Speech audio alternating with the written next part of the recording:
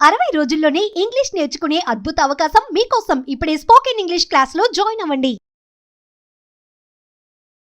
నమస్కారం సార్. నమస్తే సార్, బేసిక్గా అంటే రిలేషన్షిప్లో వైఫ్ అండ్ హస్బెండ్కి గొడవ అయిపోయిన తర్వాత క్లియర్ చేసుకునే ప్రాసెస్ ఏదైతే ఉంటుందో ఆ కమ్యూనికేషన్ కూడా సరిగ్గా ఎక్స్ప్రెస్ చేయలేక మళ్ళీ అది ఇంకా పెద్దగా అయ్యే అవకాశమే మనం చూస్తూ ఉంటాం. బికాస్ కమ్యూనికేషన్ ఎలా చేయాలి, ఎలా ఎక్స్ప్రెస్ చేయాలి అని తెలియక అలా గొడవైన సందర్భాల్లో ఇటు వైఫ్ అయినా హస్బెండ్ అయినా ఎలా కమ్యూనికేట్ చేసి ఎలా ఎక్స్ప్రెస్ చేస్తే అక్కడ గొడవ అనేది సాల్వ్ అవుతుందంటారు?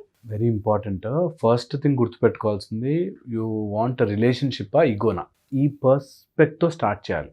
అంటే నాకు నా రిలేషన్షిప్ ముఖ్యము, ఒక్క అడుగు నేను దిగినా పర్లేదు అనే దాంతో ఉంటే కమ్యూనికేషన్ ఈజీ అవుతుంది. ఓకే. లేకపోతే ఈగోతో స్టార్ట్ చేసాము, నేనెందుకు తగ్గి ఉండాలి, నేనెందుకు సారీ చెప్పాలి అనే దాంతో స్టార్ట్ చేసినప్పుడు ప్రాబ్లం వస్తుంది. సెకండ్, ఎప్పుడు గుర్తుపెట్టుకోవాల్సింది, ఎవడి సైడ్ నుంచి వాడు కరెక్ట్ ఉంటేనే గొడవ పడతాడు. ఓకే, నా సైడ్ నుంచి నేను కరెక్ట్, నా సిచ్యువేషన్ ఇలా ఉంది కాబట్టి నువ్వు నన్ను అర్థం చేసుకోవాలి అనేటట్టుగానే గొడవలు అవుతాయి. ఎప్పుడు నేను తప్పు, నేను చెడ్డవాడిని ఎవ్వడు ఒప్పుకోడు. అందరూ కూడా నేనే కరెక్ట్, నువ్వు తప్పు అనే దాంట్లోనే స్టార్ట్ అవుతుంది. సో అందుకని వాళ్ళ సైడ్ నుంచి వాళ్ళు కరెక్ట్ అయి ఉంటారు అనే ఓపెన్ మైండ్తో కనుక దిగితే, when you are after fight, ఆ హీట్ ఆఫ్ ద మూమెంట్లో గొడవ పడ్డా తర్వాత సరే వాళ్ళ సైడ్ నుంచి ఏదైనా స్టోరీ ఉందేమో అనే ఒక దాంట్లోకి వెళ్ళి మనం మాట్లాడడానికి ఈజీగా ఉంటుంది. Third, when you are communicating after fight, body language చాలా చాలా ముఖ్యం. కొంచెం సట్లర్ అవ్వచ్చు, టచ్ చేసి మాట్లాడచ్చు, కాస్త ప్రశాంతంగా పక్కన కూర్చొని మాట్లాడచ్చు, కూల్ డౌన్ అయ్యాక మాట్లాడాలి. ఎప్పుడు ఆ హీట్లోనే ఇంకా ఇంకా ఇంకా ఇంకా పాయింట్స్ యాడ్ అవుతుంటే అది ఫైర్గా మారుతుంది తప్పితే ఈజీగా ఉండదు, తగ్గదు. సో అందుకని ఆల్వేస్ కూల్ డౌన్, ఫస్ట్ యాక్టివ్గా దాన్ని కూల్ డౌన్ చేసి take deep breath and then go for talking. ఒకవేళ మాట్లాడే పరిస్థితుల్లో లేకపోతే సైలెన్స్ చాలా హెల్ప్ చేస్తుంది. కొంతవరకు సైలెన్స్ హెల్ప్ చేస్తుంది, ఊరికే మాట మాట అని పెంచుకునే కంటే. వెన్ యు ఆర్ టాకింగ్, ఎప్పుడు కూడా ఈగోని హర్ట్ చేసే విధంగా మాట్లాడకూడదు. సర్లే నీకోసం అయితే ఒప్పుకుంటున్నా, నేను కాబట్టి మంచిదాన్ని కాబట్టి మంచివాడిని కాబట్టి వింటున్నా, ఇలాంటి మాటలు ఇంకా పిన్ చేస్తాయి, గుచ్చుతుంటాయి. అంటే నేను చెడ్డవాడినా అనేటట్టుగా మీనింగ్ వస్తుంది, నేను చెడ్డదాన్నా అనే మీనింగ్ వస్తుంది. ఎలా ఎక్స్ప్రెస్ చేయాలి సార్? అంటే ఒక మెసేజ్ రూపకంగా ఒకవేళ నేను కమ్యూనికేట్ చేయాలి, ఓకే ఇష్యూ అయ్యింది, నేను చేసింది రాంగే, దాన్ని ఎలా ఎక్స్ప్రెస్ చేయాలో కొంతమందికి తెలియదు, అది ఎలా ఎక్స్ప్రెస్ చేయొచ్చు అండి? సో ఎప్పుడు కూడా హార్ట్లో అనుకుని నోటి దాకా తీసుకురావాలి. మనం ఊరికే సైలెంట్ మాట్లాడడం ద్వారా అయితే చెప్పలేం. నిజంగా ఇఫ్ యూ ఫీల్ ఇన్సైడ్, నీకు ఆటోమేటిక్గా you will express. If you don't feel inside, చెప్పాలి కాబట్టి దీన్ని బట్టి కొట్టించి చెప్పినట్టుగా చెప్పాలి కాబట్టి అంటే it's always a wrong communication anywhere. That's why you feel it from inside. నిజంగా వాళ్ళ పొజిషన్లోకి వెళ్ళి వాళ్ళ సిచ్యువేషన్ అర్థం చేసుకుని మనం మాట్లాడగలిగితే ఆటోమేటిక్గా కమ్యూనికేషన్ వచ్చేస్తుంది. వీటన్నిటికీ కంపాటబిలిటీ చాలా ముఖ్యం. అంటే ఆ రిలేషన్ నాకు అవసరము అనుకున్నవాడు ఆటోమేటిక్గా మాట్లాడతాడు, ఎలా కాదనుకున్నా మాట్లాడతాడు.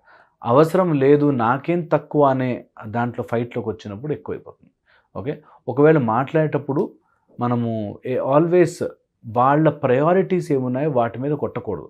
అంటే తల్లిదండ్రులను అంటూ, లేకపోతే నువ్వు ఇట్లాంటి వాడివిరా, నువ్వు అట్లాంటి దానివిరా, ఈ టైప్లో మాటలు వాళ్ళ పర్సనాలిటీని కానీ వాళ్ళ ఫ్యామిలీని కానీ కించపరుస్తూ మాట్లాడితే ఇది ఫ్లేరప్ అయిపోతుంది, ఎక్కువైపోతుంది. ఓకే, నువ్వు ఇలా చేసావు కాబట్టి నా బ్రతికిలా ఉంది, ఇలా మాట్లాడతారు చాలామంది, which is wrong method to proceed. ఎప్పుడైనా సరే దారి గొడవకే దారి తీస్తుంది, ఇంకా ఇంకా ఇంకా కిందకే వెళుతుంది కానీ పైకి వెళ్ళదు.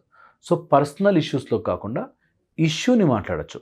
నువ్వు అప్పుడు చేసినప్పుడు నాకు ఎలా అనిపించింది అంటే, దట్ ఈస్, నువ్వు అలా చేసావెందుకు అనే కంటే నువ్వు అట్లా చేసినప్పుడు నాకు ఎట్లా అనిపించింది అంటే is the best approach.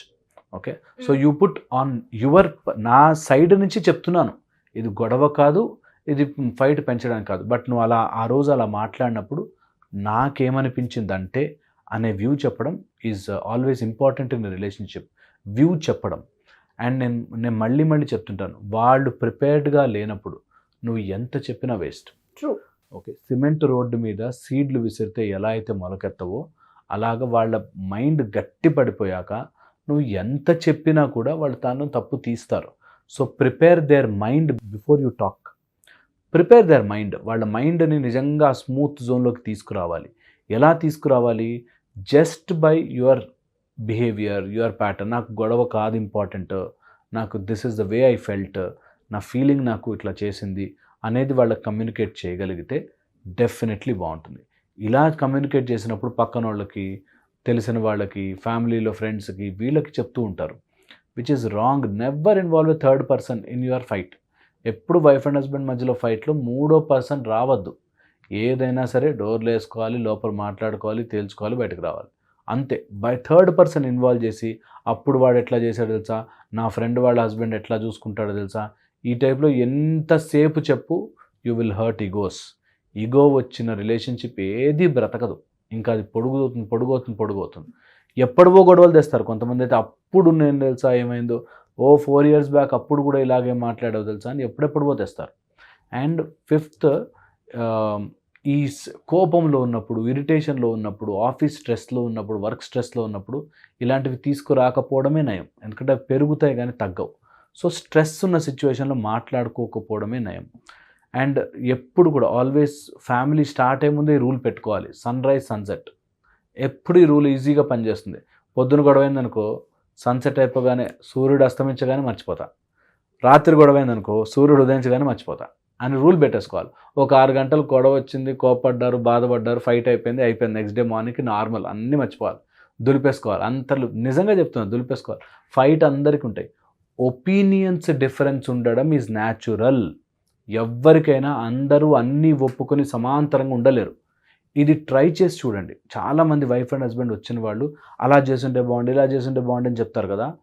Same నీలాగే నువ్వు ఇలా చేయొత్తే ఆయన కూడా చేయొత్తాడు, నువ్వు ఇలా చెప్తే ఆయన 10 నిమిషాలు నీకే విసుగు వస్తుంది. సేమ్ నీలాగా ఎవరు ఉండరు.